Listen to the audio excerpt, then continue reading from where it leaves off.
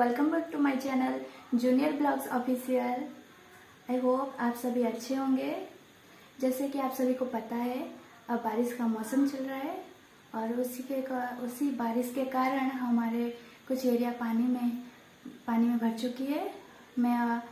और बाढ़ भी आई हुई है। मैं उसी मोमेंट को आपसे शेयर करने वाली हूँ।